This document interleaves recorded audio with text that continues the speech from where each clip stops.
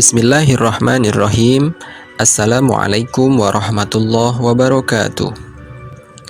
Sahabat cinta Islam Channel, pada kesempatan kali ini kita akan membahas mengenai apa yang harus kita lakukan untuk menjaga kehusuan dalam sholat, terutama ketika sedang menjadi makmum dan sedang menunggu bacaan imam.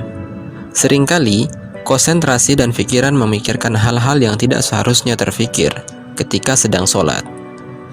Berikut penjelasannya.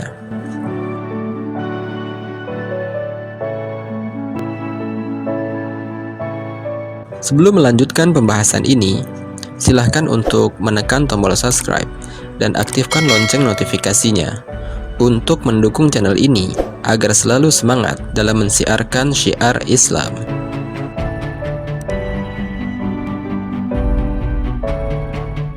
Khusyuk, tawadu, dan penuh konsentrasi memang bukan termasuk ke dalam rukun dan syarat sah sholat.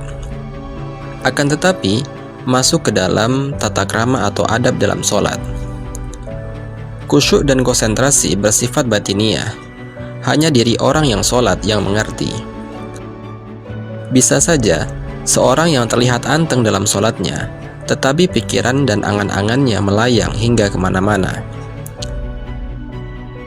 Bila diperhatikan, biasanya khusyuk dan konsentrasi bisa lepas begitu saja ketika dalam sholatnya seseorang hanya diam saja, yaitu ketika banyak tersedia waktu luang, terutama bila menjadi makmum dan menunggu imam menyelesaikan bacaan Fatihahnya. Seperti ketika rakaat kedua atau keempat setelah sholat maghrib dan isya, atau dalam sholat-sholat sirriyah, yaitu sholat-sholat yang tidak bersuara, seperti zuhur dan asar. Seringkali selepas makmum membaca Fatihah, imam belum usai dengan bacaannya. Maka hal ini mengundang berbagai pikiran dan angan-angan yang masuk dalam sholat kita, mulai dari pekerjaan hingga makanan dan lain-lain. Oleh karena itulah, ada baiknya bagi makmum sembari menunggu imam melakukan gerakan selanjutnya untuk berzikir dalam hati atau membaca ayat Al-Quran.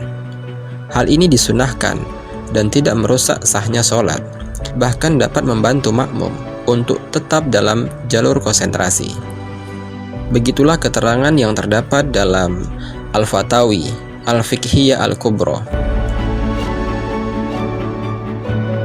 Ketika makmum selesai dengan bacaan Fatihahnya dan tidak mendengarkan apapun dari imam, baik karena terlalu jauh dari imam atau karena bisingnya suara lain, seperti ketika sholat sirriyah, sholat zuhur dan asar, atau ketika rakaat ketiga dan keempat, maka disunahkan bagi makmum membaca ayat Al-Quran dalam hati atau berdoa. Tetapi membaca ayat Al-Quran lebih utama, dan janganlah diam saja dalam sholat, karena sholat, sebagaimana dialog dengan Tuhan, harus terus dinamis, kecuali beberapa tempat yang mengharuskan diam. Demikianlah penjelasan mengenai cara untuk menjaga kehusuan ketika sholat. Semoga dengan menonton video ini dapat menjadikan kita lebih baik dalam setiap sholat-sholat kita dan menambah kekhusyuan dalam sholat. Wallahu a'lam bishawab. Wassalamualaikum warahmatullahi wabarakatuh.